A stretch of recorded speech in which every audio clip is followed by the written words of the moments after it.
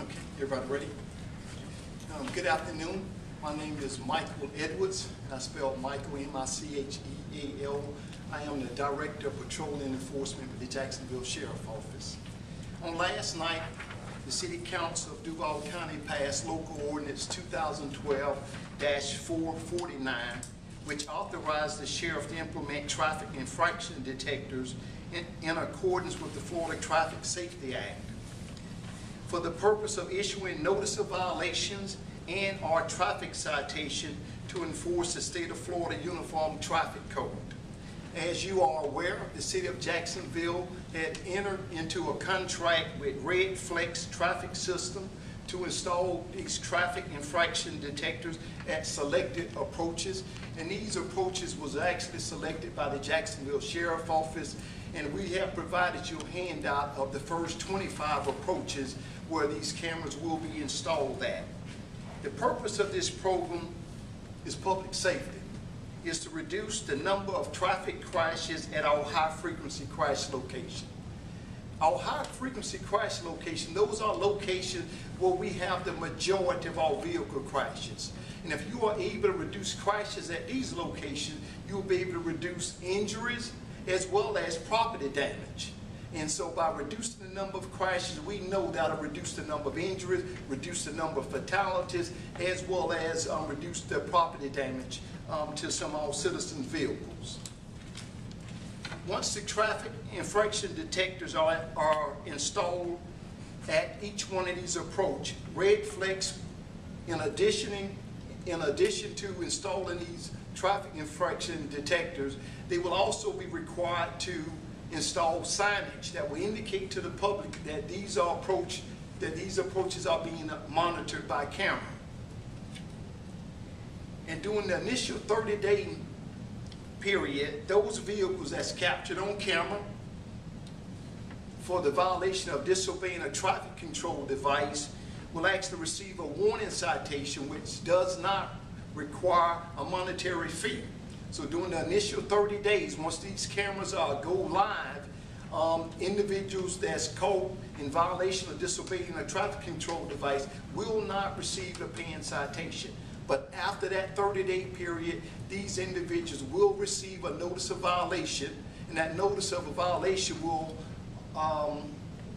require these individuals to pay a fine of $158. And they will have within 30 days to pay this fine. And if this fine is not paid by the registered owner within 30 days, they will receive a uniform traffic citation from the clerk of the court's office, and that fine will be $262. But prior to any registered owner receiving these citations, they will actually, each one of these violations will be reviewed by a sworn officer of the Jacksonville Sheriff Office, and they will review each violation, and they will approve the violation. Once they approve the violation, then this information will be transferred back to Red Flex, who will then issue the notice of violation to the registered owner. And at this time, I will entertain any questions y'all have in reference to the traffic infraction detector program. What's the timeline on this? When are you going to start getting the lights up? Currently, right now, Red Flex, they're in the process of working with the City of Jacksonville Public Works Department, and they will also have to work with the Florida Department of Transportation, because each one of those approaches that's noted on that list I provided to you, they are all on state roads. So to be able to put cameras on state roads, you have to have the permission of the Florida Department of Transportation. They have to approve the drawing and the design and where these cameras will actually be located at. So they have to go through that process. And you know, I've had the opportunity to spend some time with some of the other law enforcement agencies who have implemented this program, and they said on state roads it can take anywhere from 3 to 4 months to get that approval to be able to install these cameras. So conservatively, I'm looking at probably sometime around January before we have the first camera installed. Has the FDOT been involved in discussion up until this point? Do you anticipate any speed bumps from that? What I can tell you, ma'am, is this. I went and visited the Kissimmee Police Department. So they actually started their program sometime in February of this year, and they was able to get their first camera up during that 3 to 4 month period. So they have worked with the Florida Department of Transportation, but we are actually in a different region. So this will be the first time that I know conversations are taking place between Red Flex and the Florida Department of Transportation. But I cannot speak on how long that process will actually take. Is the citation from an actual officer more than it is from the red light camera? Yes, ma'am, that's correct. The red light camera, that fine is, like I mentioned before, it's $158. And if they pay it within 30 days, then it's $158. But if they don't pay it within that 30 days, then they'll get a uniform traffic citation from our clerk of the court's office, which is for $262. So that fine is much higher if they wait past the 30 days, or if they receive a citation from one of my uniform officers. That fine is $262 as well. Why is that? Do you know why it's more if you're actually stopped by an officer? Ma'am, it's based on the way that the state statute will actually proposed and passed by the legislature. They actually put in the law that this fine could only be $158 using these traffic infraction detectors. But like I said, when a uniform officer stops you, then the fine is much higher. It's $262. So is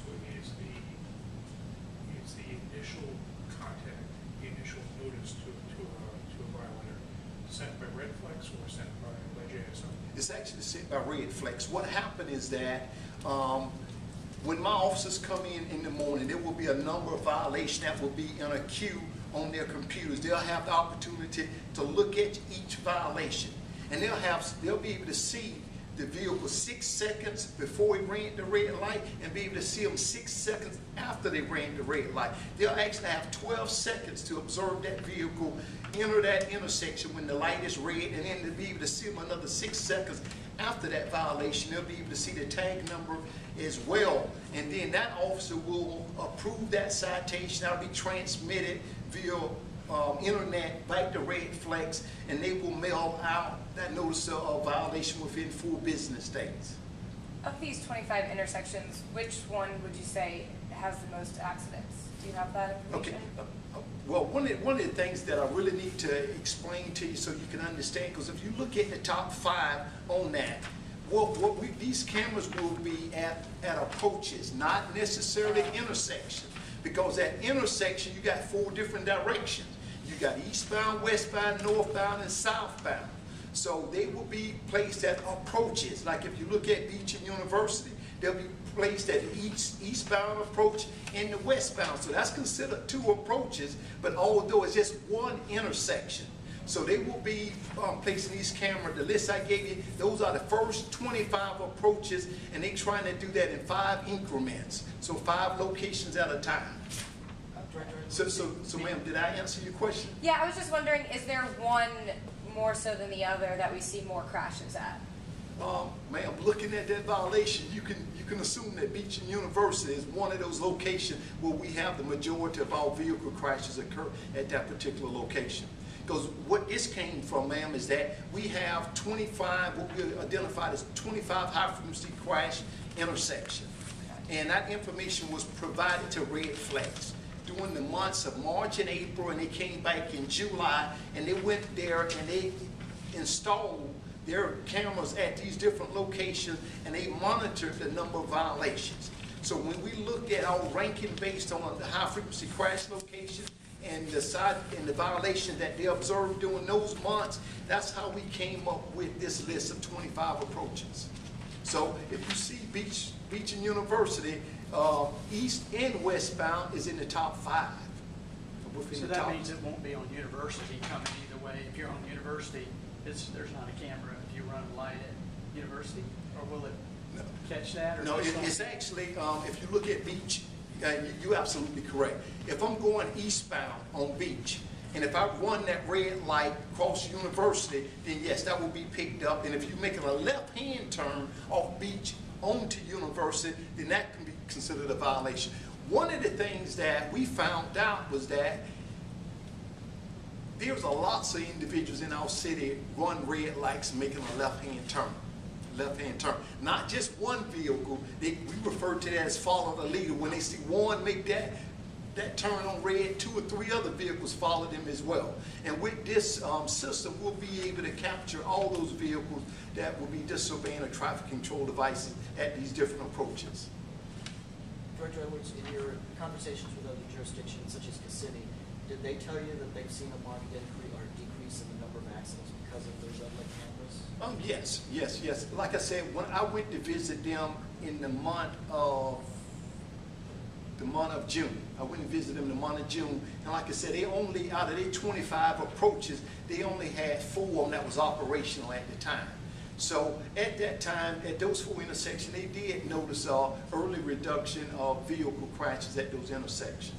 And you know, looking at all the research that pertains to these red light cameras, I mean, depending on what study you look at, they was able to validate anywhere between a 20% reduction in crashes up to a 50% reduction in crashes at these different locations. So it all depends on what research you actually look at to find that information. And not to be dead script, I just want to go back to the Beach University example. So we got 2 approaches. We got the east and west approaches. Yes. And cameras, to be effective, they were going to be mounted on University, on Beach at the intersection, but they'll be like recording the stretch of Beach Boulevard. That's correct. Okay. That's correct. Those cameras will actually be behind the intersection, so they'll see you as you approach the intersection. Like I said, if you run it going straight, they'll be able to pick it up. If you run it making a left-hand turn, it'll be able to pick up that as well. Do you know? So these cameras will not be mounted on the traffic lights per se. They'll actually be mounted on the side of the road. And again, that side of the road, because it's on the state road, that's why they have to get the permission of the Florida Department of Transportation to be able to place these cameras on the right of way. That was my question. So will they all be, like I've seen them in Clay County, on the poles on the side of the road, the cameras? Yeah, these cameras will not be on the traffic lights, but actually be on the roadway. Yes, you're absolutely correct. Any other questions? Well, You can. You said these are the first 25 approaches. Are we going to be seeing more as the program moves forward, or this is all we have planned right now? Well, the contract is for us to have up to 50 approaches. So I gave them my top 25 approaches. I wanted them to install the cameras, and they're looking at doing 5 at a time. So they'll get the cameras installed at the 5 approaches first, and for each approach, once that camera goes up, we have to give the citizen 30 days warning. So if they run that red light and that's captured on camera, we got to give them 30 days. After that 30 days, then that warning now becomes a full-fledged notice of violation. And one of the good things about this notice of violation, it would also give the registered owner a link for them to be able to go to a link on it, and they can see their vehicle running that red light. So they don't have to take anybody's words. They'll be able to link to it, to be able to see their vehicle 6 seconds before they run the red light and 6 seconds afterwards. So they'll be able to have the capability to look at it themselves.